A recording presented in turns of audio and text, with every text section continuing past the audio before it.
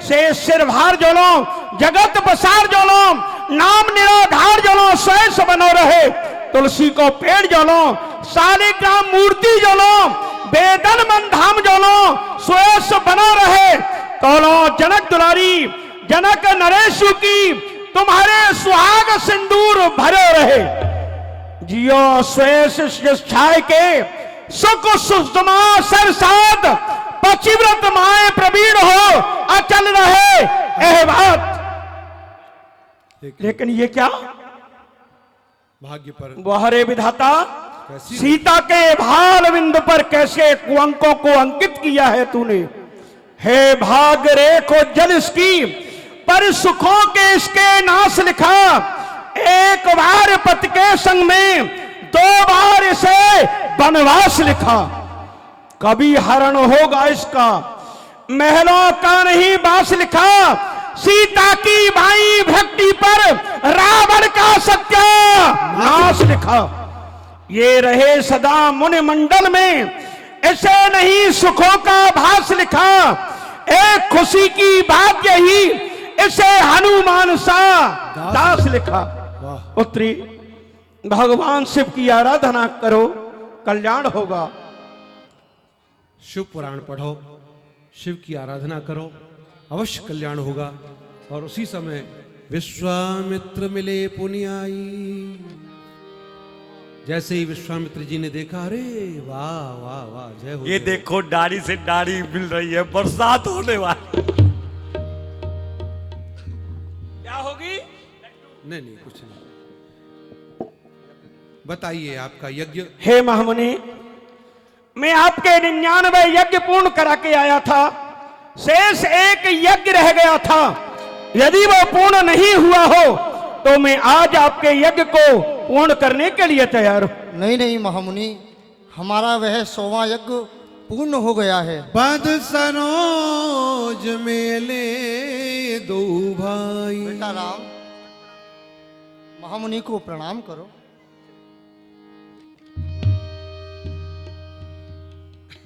लेकिन आप मुझे बताएंगे मार को कौन सुमार करे अपमा अपार भरे सुकुमार के भौन हैं जान परे बलवान कछु धनवान लिए इसको किए गौन हैं मोहू को मोहित हैं ललते अति ही धुतिये सामरो जोन है अवनी पे देखो सुनो न कबहू हे गाधी के नंदन ये बालक कौन है। राम लखन दशरथ के ढोटा दीन आशीष जान भल जोटा। हे महामुनि ये चक्र चूड़ामणि महाराज दशरथ के सुपुत्र हैं। इनका नाम रामलाल है और इनका नाम लक्ष्मण लाल है। तो क्या इन्होंने ही आपके यज्ञ को पूर्ण कराया है? हाँ महामुनि धन्य है संतों के प्रति ऐसी निष्ठा तो अवश्य ही ब्रह्मचारी के आशीर्वाद के पात्र होंगे। निडर रहो और ते सदा समर न जीते कोई चिरंजीव जुग जुग जियो कीर्ति लतांबर होय। जब तक है आकाश में ये तारा गण की चाल चिरंजीव जुग जुग जियो दो दशरथ के लाल। बहुरी बिलो की विदेह सन काहो काहो यह भीर बुझत जान अजान जिम व्याप्यो को शरीर। विदेहराज जब हम मिथिला में आए तो कुछ राजा लोग उच्च स्वर में वार्ता कर रहे थे और हमारे आते ही राजाओं में भगदड़ मच गई। ये तड़क भड़क कैसी विदेह तोरणा से सजी हुई हर गली गली हर गेह गेह ये तड़क भड़क कैसी विदेह प्राचीर समीप दिखाते हैं तम्मू बितानत घने तने इन पर सुकेत लहराते हैं भिन्न भिन्न चिन्ह बने जैसे अनेक अवनीपत चढ़ाए संग बुला करके चढ़ाए या बुलवाए हैं षड्यंत्र कोई अपना करके। ये छिपे छिपे छितपालों की क्या सेना चढ़ाई विदेह ये तड़क भड़क कैसी विदेह कारण क्या है? समाचार कहे जनक सुनाए यही कारण वही सब आए। मुनिदेव एक दिन राज्य के विशेष कार्य से बाहर गया। महारानी सुनैना से मैंने कहा, आज हम धनुष का पूजन नहीं कर पाएंगे, आप स्वयं आकर के धनुष का पूजन करना। ऐसा कहकर के मुनिदेव हम चले गए। महारानी सुनैना भी धनुष का पूजन करना भूल गई। पुत्री सीता ने देखा कि धनुष का पूजन नहीं हुआ है, तो पुत्री सीता ने पूजा की सामग्री दासियों से मंगाई और धनुष के समीप आकर के देखा कि वेदी पर मुरझाए हुए पुष्प पड़े हुए हैं, धनुष टेढ़ा रखा है, चौका नहीं लगा है। बाएं हाथ से धनुष को उठाया, दाहिने हाथ से वेदी पे चौका लगा करके वेदी को स्वच्छ करके जो धनुष टेढ़ा रखा था उसे सीधा स्थापित करके उसका पूजन किया। हम राज्य में लौट के आए मुनिश्रेष्ठ। सारा वृत्तांत महारानी सुनैना ने हमको सुनाया। सुनकर के हृदय को बड़ा ही कौतूहल हुआ, आश्चर्य हुआ। हमारे नेम वंश में एक से एक प्रतापशाली राजा हुए, कोई भी राजा भगवान शिव के धनुष को पृथ्वी से नहीं हिला पाया। पुत्री सीता ने सहजता में धनुष को उठाया। मेरी पुत्री कोई साधारण नहीं, ये कोई शक्ति है और शक्ति को शक्तिवान की आवश्यकता होती है और शक्तिवान से धनुष ही मिला सकता है। तो गुरुदेव मैंने धनुष को लेकर प्रण किया, जो कोई वीर इस धनुष को उठा करके इसकी प्रतिज्ञा चढ़ा करके धनुष का खंडन करेगा, उसी के साथ मैं अपनी पुत्री सीता का विवाह करूंगा। गुरुदेव आपकी कृपा से मेरा मनोरथ, मेरा संकल्प जो था वो पूर्ण हुआ और धनुष का तो क्या धनुष का खंडन हो गया? हो गया। विदाई देखे चाप खंड मही डारे, देखे चाप खंड मही डारे। जिस धनुष को धारण करके भगवान शिव ने उन त्रिपुर दैत्यों का वध किया, जिस धनुष को मां पार्वती अपने अंचल से स्वच्छ किया करती थी, जिसे नंदी अपनी जिब्या से चाट कर स्वच्छ किया करता था, जिस धनुष को देखकर हम सभी शिष्य बड़े प्रसन्न होते थे, लेकिन आज इस धनुष की ये दशा, आज विद मेरे खंड खंड क्यों न होते हाथ, ये अजगब खंड के टूक दोई गए थे, टूक टूक हो गया, ये कुठार क्यों न मेरे लिए फूट फूट भारत में ये विषाद क्यों न बेटे। ए हो कवि धर्म, ये धरा चली नहीं जाती, रसातल को कट नहीं जाती, मेरी जिब्या बात कहते।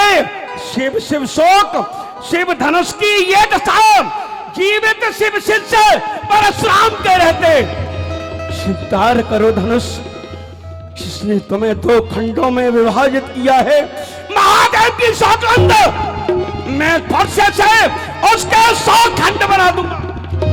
अतिरिस बोले वचन कठोरा, कहो जड़ जनक धनुष के तोड़ा, बेग दिखाओ मूड नत आजू, उलटहु मही जहां लगे तब राजू। विधाराज, ओ मूड जनक, जल्दी बतलाओ, इस धनभाग को किसने तोड़ा है? किसने इस भरे सैंबर में सीता से नाता जोड़ा है? जल्दी उसकी सूरत दिखला, वरना चौपट कर डालूंगा। जितना पृथ्वी पर राज तेरा, सब उलट पुलट कर डालूंगा। अति डर उतर दे तरप नाही, कुटिल भूप हर से मन माही। अब पूछो क्यों नहीं तोड़ा हमने धनुष को? मुझे पता था ये फरसे वाला बाबा आएगा, झगड़ा मचाएगा। झगड़ा मचा सभय बिलो के लोग सब जान जान की भीर, हृदय न हरस विषाद कछु, बोले श्री रघुवीर। देखा सब लोग भयभीत हो रहे हैं। भगवान श्री राम आए। नाथ शंभु धनु भंजनिहारा, नाथ शंभु धनु भंजनिहारा, होई है क्यों एक दास तुम्हारा। होई है क्यों एक दास तिहार। हे नाथ, शिव धनुष तोड़ने वाला कोई शिव प्यारा ही होगा। जिसने ऐसा अपराध किया वह दास तुम्हारा ही होगा। जो कृपा पात्र है गुरुओं का वह कब और किससे डर सकता है। जिस पर हो कृपा आप ब्राह्मणों की ये कार्य वही कर सकता है। राम, सेवक ये तो- कार्य सेवक का नहीं, अरे सेवक तो वह कहलाता है जिसका सेवा ही जीवन है। जो बैरी का सा काम करे वो इस फरसे का भोजन है। हे राम हुआ है अगवा तू ए क्षत्रिय कुल की गाड़ी में, इसलिए मसल वो याद हुई तिनका है चोर की दाढ़ी में। तो सुनो राम, सुनो राम जय शिव धनु तोरा, सहस बाहु समसोरि पुत्रोरा। राम, जिसने भी भगवान शिव के धनुष का खंडन किया है वो सहस्राबाहु अर्जुन के समान मेरा शत्रु है। यदि वो अपने प्राणों की रक्षा चाहता है सो बिल गाओ बिहाय समाजा, न तुम्हारे जय है सब राजा। इस समाज से पृथक हो जाए, नहीं तो उसके बदले में न जाने कितने राजाओं की बलि चढ़ जाएगी। सुनी मुनि बचन